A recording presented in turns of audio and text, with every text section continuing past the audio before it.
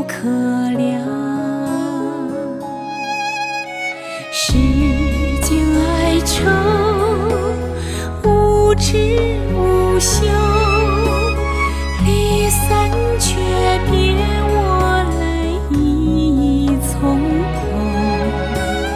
我愿山藏在我之后，让天下骨肉相守。我心向往雨纷纷，爱恨如土风的安详。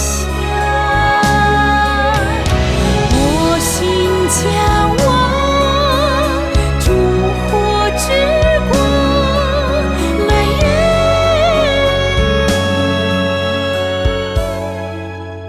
格外荒凉。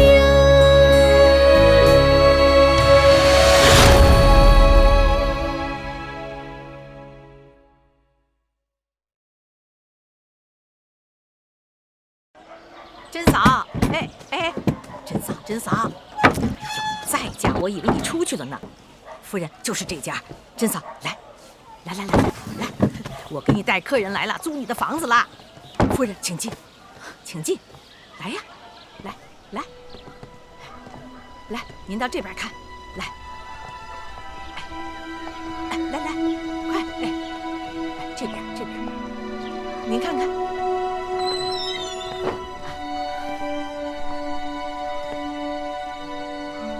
还有这边，哎呦嘿，小心啊，小心脚下啊，这边。哎，夫人，您看，这儿挺好的，院子乱点收拾一下就好了。这是我们这儿1等1的房子。珍嫂，你家几口人？这房子怎么租啊？这么大一间院子，怎么就只有你一个人？家里的其他人呢？满满的都是人，公婆、老儿、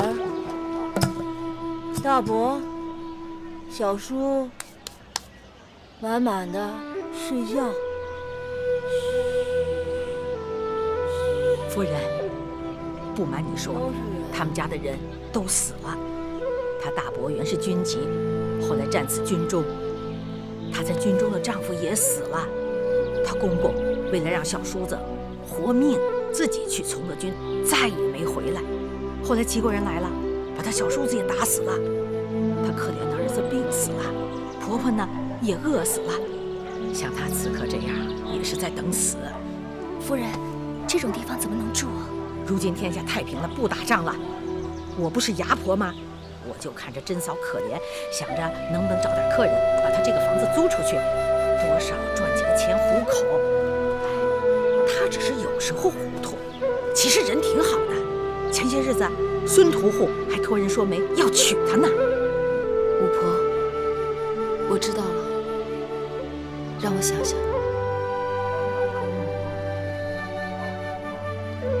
我想了半日，那院子走进去，的确叫人心寒。那哪是人住的地方，一院子的鬼，唯一的活人还是个活死人。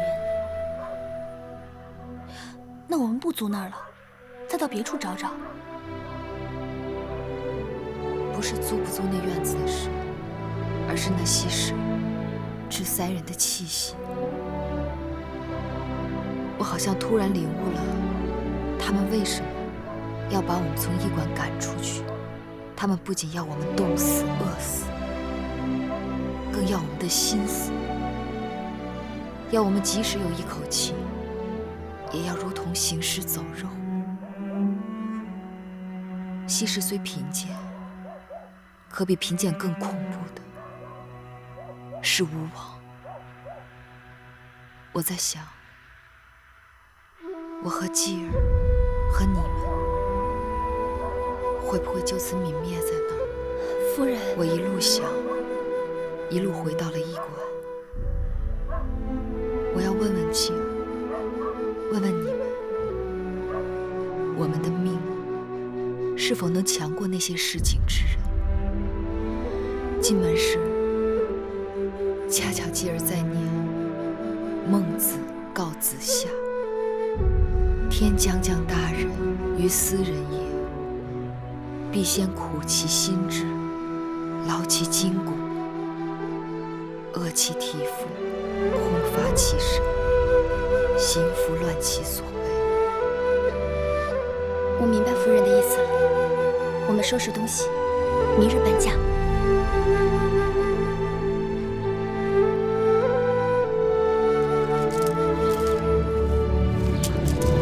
母亲，我们搬过去的地方真的有鬼吗？鬼与人一样，也分善恶。那我们住的地方是善鬼喽？继儿已经将葵婆婆做的皮衣包好了，继儿搬到新的住处去。婆婆夜晚来看我，不会找不到继儿吧？不会，葵婆婆会在天上看着我们，我们去哪儿，她就会跟到哪儿。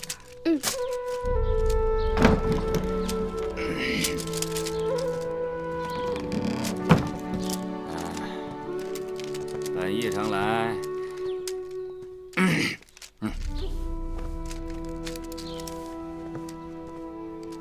你，把罩子给我放亮点儿，知道吗？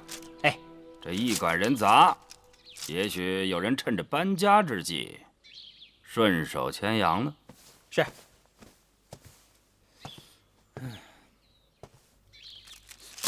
这什么呀？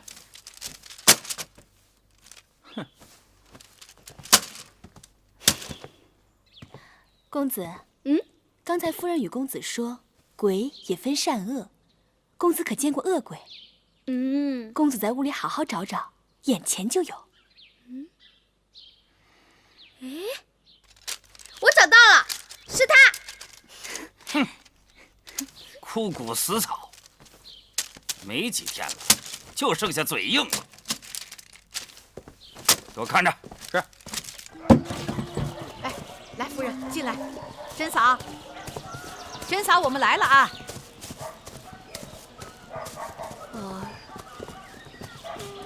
是宝儿，是宝儿。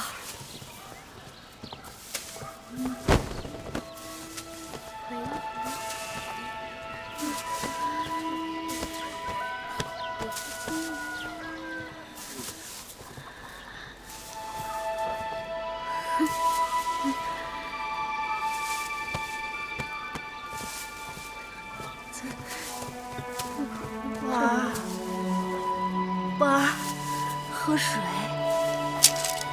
多谢大嫂，我叫银记，你可唤我继儿，我不叫宝儿。你就是宝儿！宝儿，公子，珍嫂，手松开，放开，松开，继儿，继儿，没事，你就是我的宝儿。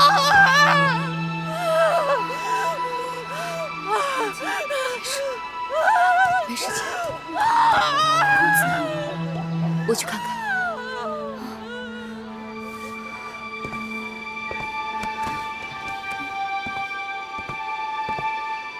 宝儿，娘来了，我要吃不吃？啊，宝儿，宝儿，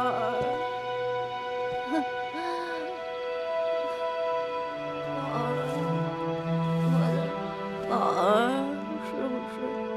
宝儿，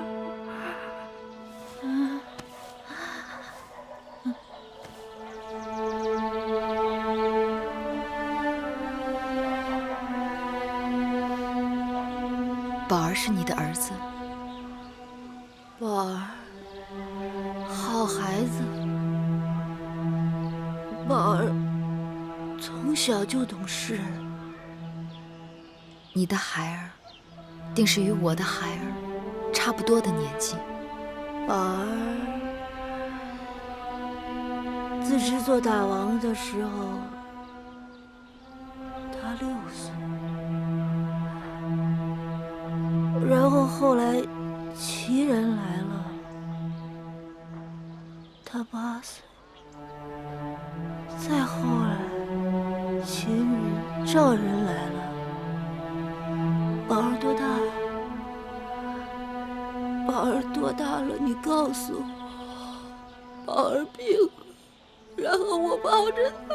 宝儿定是个好孩子。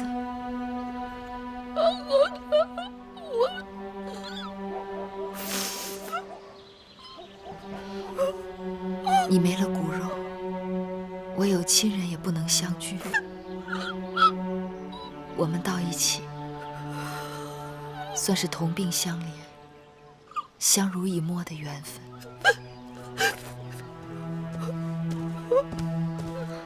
母亲，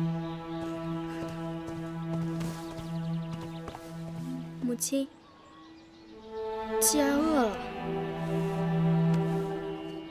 宝儿，宝儿，这有吃的。宝儿，这不行，宝儿，娘有熟米，娘给你做啊。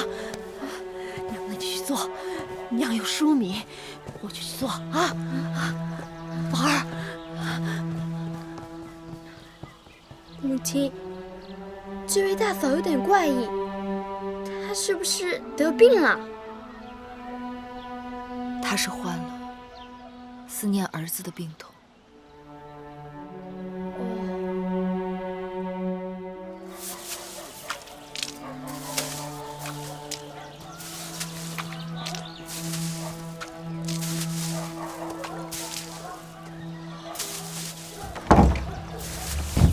哟，婆婆来了，公子也在干活啊。要不是刚才看到甄嫂也站在这儿，我真以为自己走错地方了呢。如此干净。宝儿手凉不凉？不凉。宝儿好孩子，懂事。宝儿好孩子，甄嫂肯说话了。懂事。难道她以前不说话的？宝儿，自从他的儿子宝儿病死以后，他整天只跟屋子里的鬼魂说话，除此之外便不肯开口。五婆来了，哎，你家夫人呢？在屋里呢。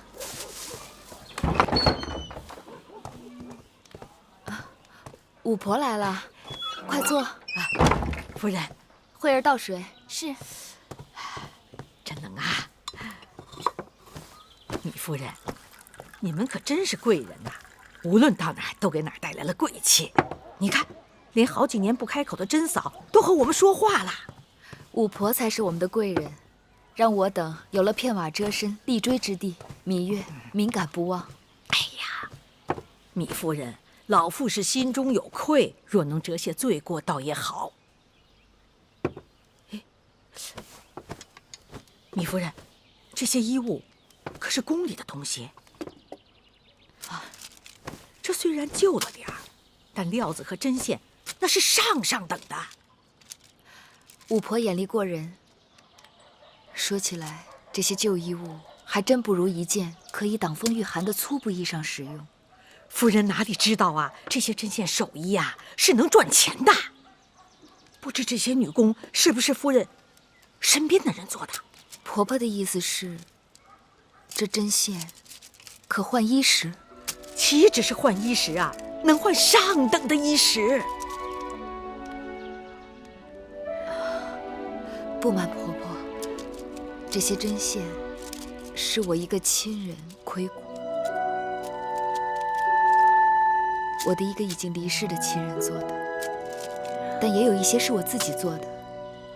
若真能换衣食，那自然是再好不过了。原来米夫人，你也有这样的技艺啊！要是让夫人出卖针线，未免过于降尊临卑、居高就下了。我们此刻的处境，婆婆应当心里有数。举步维艰，几近山穷水尽，何况能自食其力，比仰人鼻息、寄人篱下来的硬气。既然夫人如此洒脱，那老身就直言了。在这燕国，除了宫中显贵、富豪世家，很少有人寻求礼乐典籍的。夫人的抄录生意虽然时不时有，但未免清淡。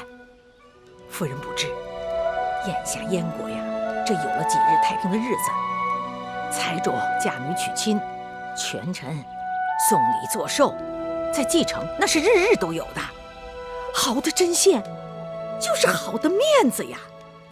看夫人您的技艺盖世无双，凭这针线，只怕你活多到接不过来，还愁吃穿用度嘛。谢巫婆指点。若这真是一条出路，那还要请巫婆帮忙招揽生意。只是芈月有一事相求，请巫婆在外，最好不要透露我们的来历和身份。夫人放心，这个自然。以后怎么样？芈月他们有消息了吗？左大夫告诉说，自从国相的手下去陶尹那边传了话，陶尹就不肯再帮忙了。因为您曾经有话，不要提及这是宫里头的意思，左大夫也就不好再强求陶尹。芈月他们被赶出驿馆后，有人说他们好像搬去了西市，奴婢几次托人前往西市打听他们的去向，都杳无音讯。西市乃引车买将卑微之地，搬到那里栖身，岂不玷污了王家身份？更何况他们是秦国质子，对继承人生地不熟，离开驿馆，他们该如何活命啊？是啊，芈月他们这次真的难了。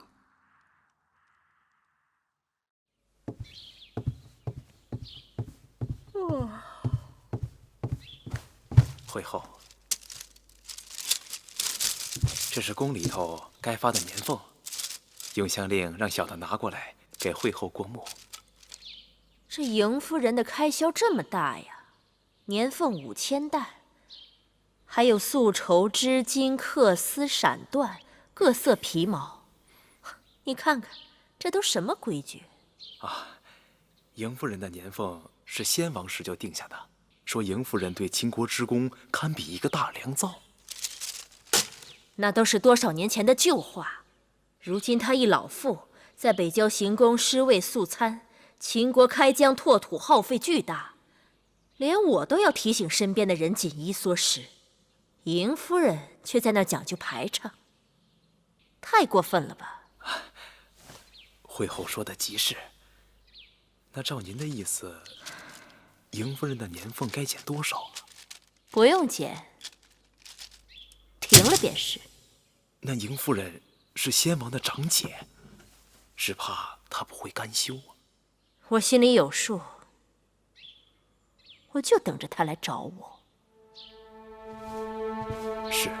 夫人，宫里的新精米已经没有了，只剩下一些糙米，蛋、肉、新柴也该采买了。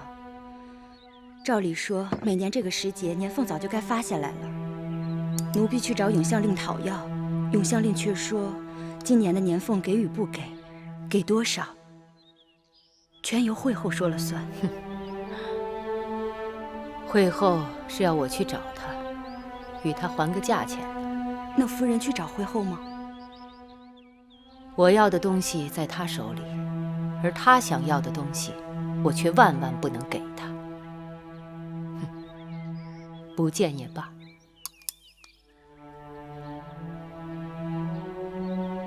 我知道，这宫里少不了柴米油盐。春天到了，咱们可以在宫里自己养些个鸡鸭，再在那洼地里种些个麦蔬。夫人，我还没有老到无法夜爬扶犁的地步吧？是夫人。他们都是从小和你一起长大的兄弟，你从秦国回来，重新做他们的首领，应该是得心应手。秦王夺了司马错和魏冉的兵权，要不是他们拼命拦住，我定带人打上朝堂，宰了那个妖妇，还有那个猪狗不如的大王。然后呢？然后就让我的外甥嬴稷做大王。臭小子，我一直以为你只会打仗杀人，什么都不懂，没想到你也会让自己人当大王啊！你以为我来这里干什么？找我借人，去打秦国，杀人啊！对，我可不想像魏冉哥哥那样被困在咸阳东墙不动。我被这个恶气憋得脑袋疼。白起，这次你带人马去敲打秦国，每一仗都要声势浩大，不仅要打赢，还要打疼他们。我让你敞开了杀人，这样，你魏冉哥哥重新领兵的机会就来了。我杀人，魏冉哥哥就能重新领兵了。对，只要你闹得秦国边城无一日安宁，到时候他们缺兵少将，顾头不顾腚，他们就会让魏冉出来，重新领兵。这主意和我比起，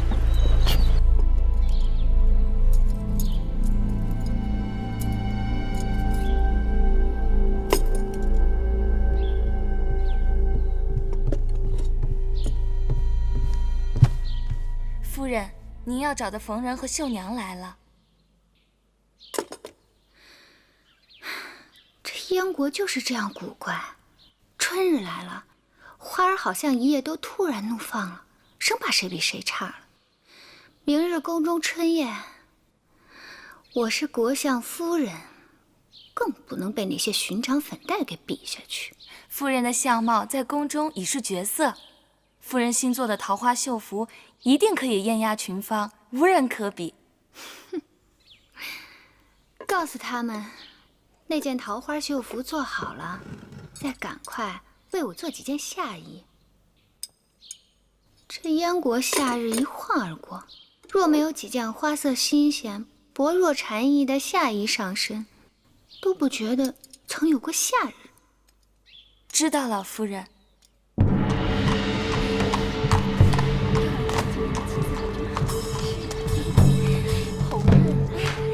这不是冯夫人吗？郑夫人见过夫人，见过夫人。百嫩兮，如此红光满面。您今日的装扮真是漂亮啊！您真是够奖了。见过王夫人，郑夫人今天真是光彩照人呢。夫人这套衣裳真是华美异常啊！您真是过誉了。是啊。是啊。国相夫人，国相夫人。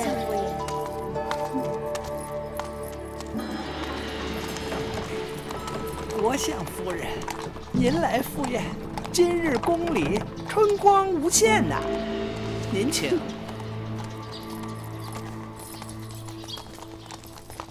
齐国对燕国一直是虎视眈眈，企图吞并燕国的国土。燕王决议联络诸国，结盟立约，共同讨伐。楚王早有与燕国交好之意，所以楚王一收到燕王的来信，即刻派我出使燕国。哎呀，老夫自知是坐在了火山口啊！燕国国力衰退，我国委虽然没有管仲那样改天换地的能力，但却有一腔耿耿忠心，上不做天，下不愧地。老夫定会竭尽全力，敦促大王母子听从苏先生和黄公子的忠告，尽早确立与楚国和其他诸国的联盟。如此最好。国相，子歇既然来到燕国，还有一个不情之请啊，但说无妨。听说秦国公子季与其母芈夫人在燕国当质子，不知眼下情形如何？黄公子与他们相识？芈夫人本是楚国公主，与子歇是故人。楚国公主？原来黄公子与芈夫人曾是故人。在下前日去过驿馆，打算探望公子季母子，谁料却被告知公子季和芈夫人已搬离开驿馆，不知去向，真是令人担忧啊！公子季和芈夫人他们离开驿馆了吗？正是。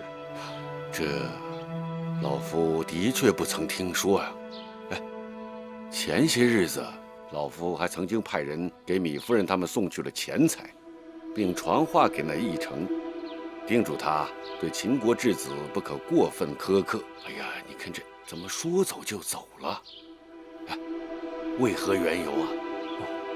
据说是因为驿馆所价过高，使得公子季和芈夫人不得不另寻他处。他们虽身为质子，可并非街头弱小，怎可任人盘剥呢？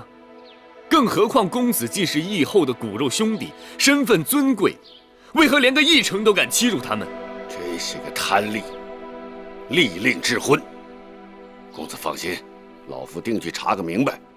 若有行为不检，严惩不贷。子歇恳请国相尽快查清楚公子季母子的下落，以免他们流离失所，无处安身。那是自然。子歇谢过国相，先告辞了。那个田将军的夫人算是什么东西？竟然也敢助为崔让，在我面前卖弄他的首饰。夫人说的是。还有那个慕容夫人，她夫君不过就是宫中的武大夫，她竟肆无忌惮在春宴上盖过我的风头。慕容夫人往日对夫人还是很恭顺的。看她今日穿的那件富贵海棠锦衣，那是恭顺吗？那是明目张胆的羞辱。依灵儿看，慕容夫人的海棠锦衣的确是清丽脱俗，可夫人的桃花绣服更加严厉悦目，并不比她差呀。你也气死我呀！没听到义后在春宴上夸赞慕容夫人衣服上海棠绣得好，还说什么桃羞杏让，那桃指的是谁呀？那不就是我吗？你猪脑子！哼！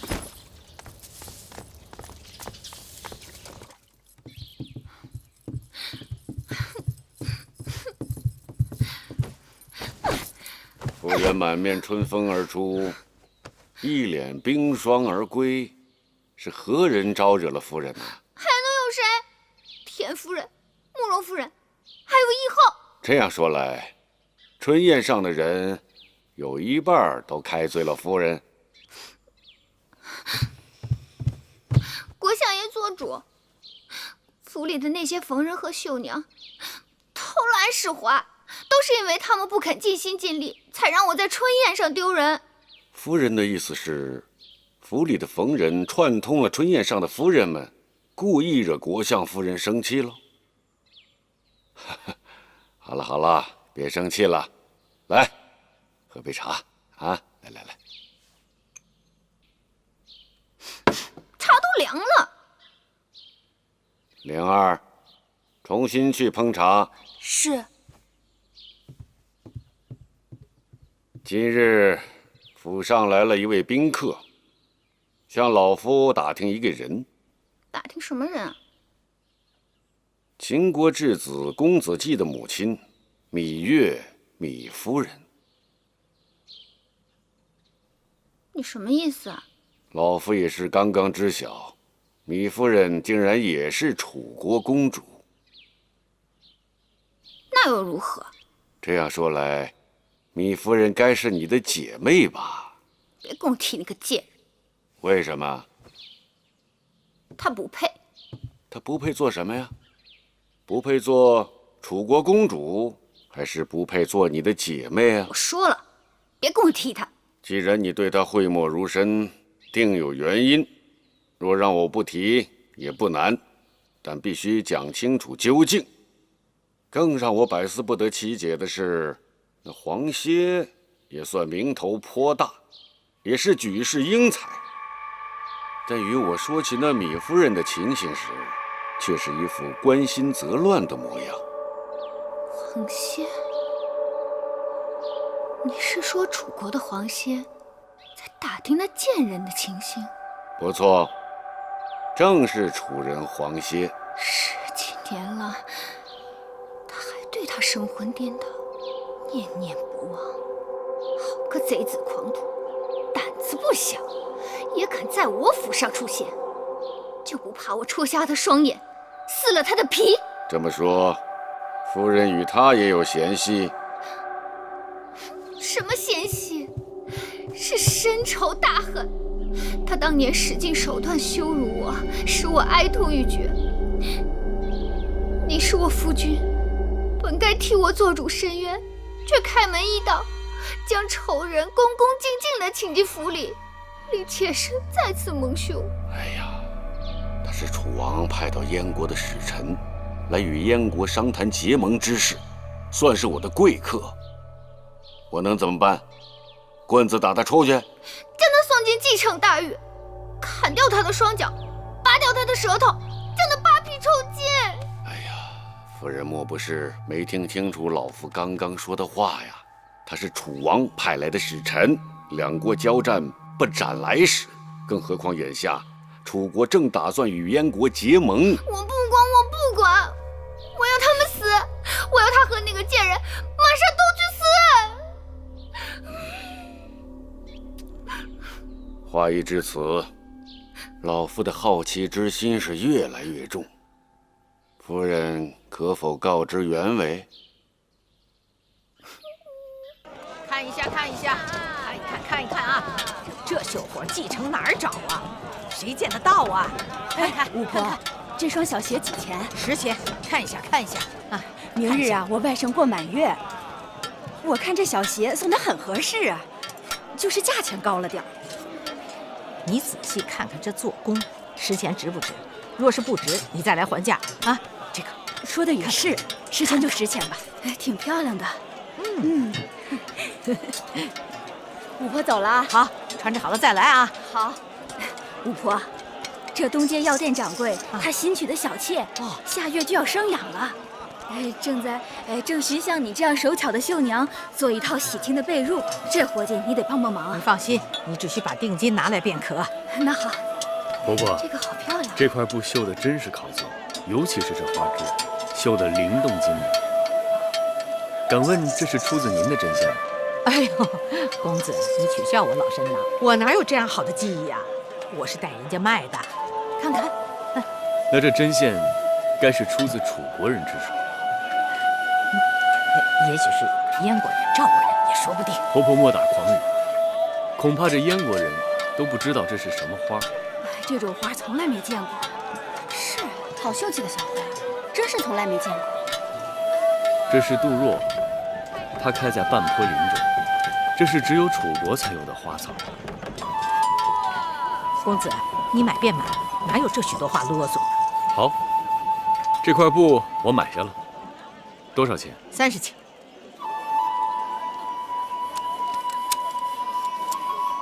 这是50钱。只是求婆婆告知，这针线究竟是出自何人之手？我不卖了，我不卖了，我家里还有些事情，我没有时间跟你在这啰嗦。我说买当然要买，婆婆留步。这50钱请收下。婆婆，在下楚人黄歇，为寻故人特地来到蓟城。若婆婆知晓一二，望如实告知，黄歇必有后谢。哎，婆婆。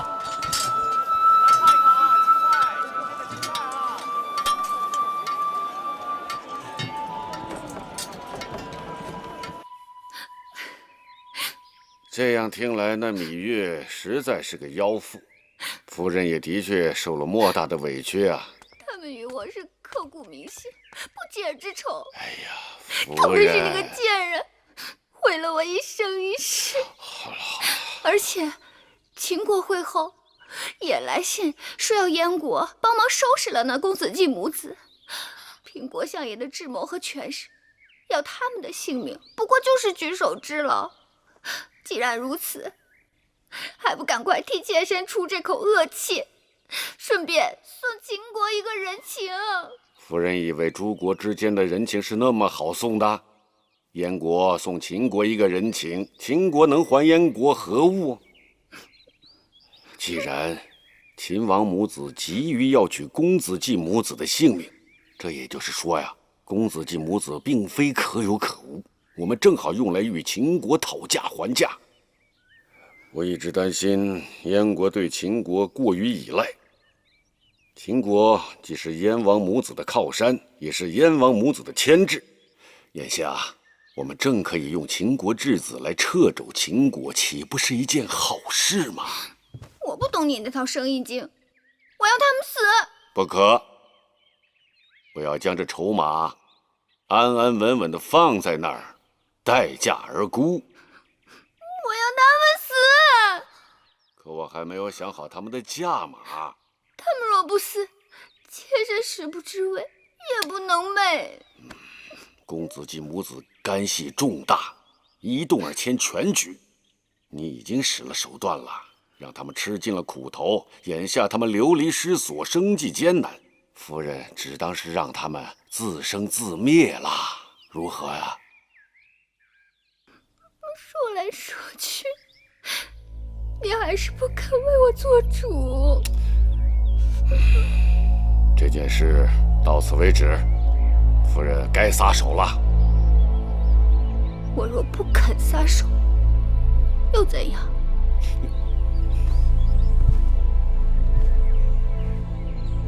倘若夫人做事不留余地，就不要怪老夫与你恩断义绝。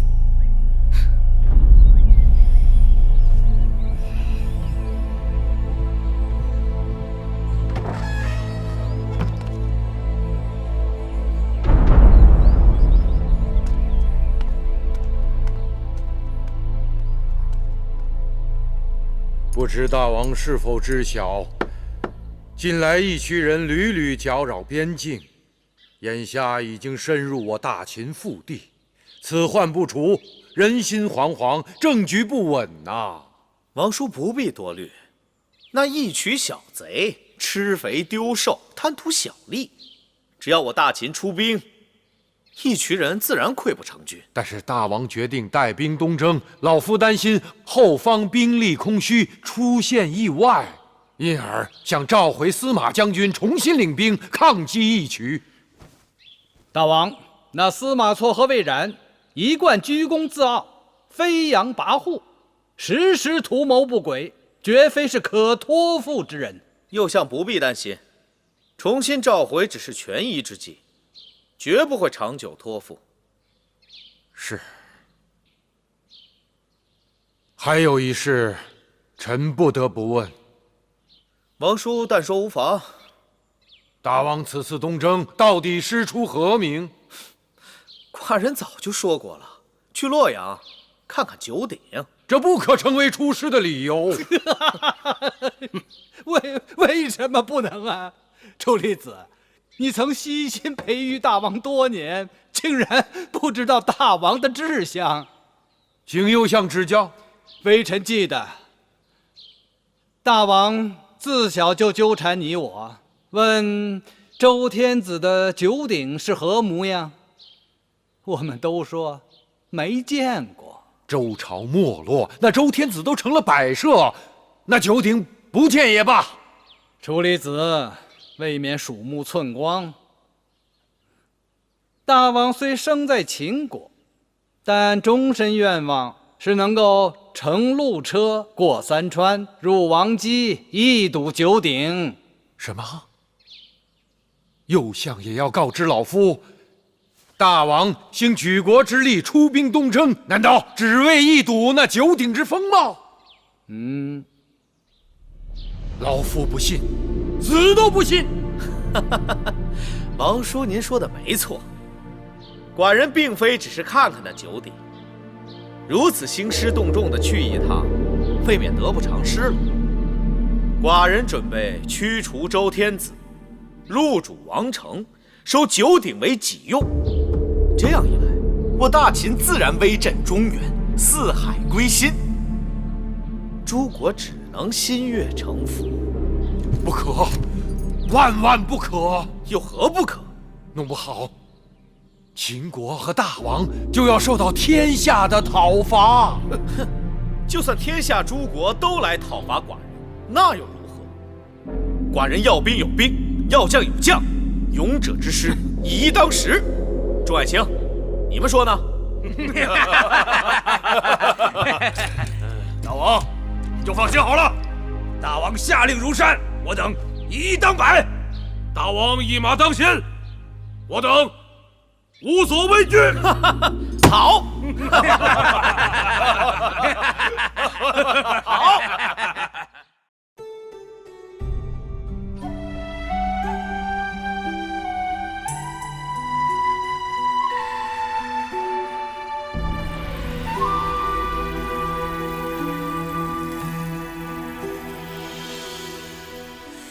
繁星如许，明月如初，前尘往事从何起数？心有情丝万千书，却生得一缕孤独。春花开谢，秋草又枯，盛衰荣辱，如何细数？泥水暖，渭水寒，换不回一人如故。尝尽悲欢离合人间苦，却怎么咫尺天涯陌路？去心诉，痴一度，去情再相负。愿为你平静柔情傲骨，望尽相思红颜凋零处。我只愿与你朝朝暮暮，爱如星，恨如骨，生死再相负。愿为你永生永世守护，愿为你永生永世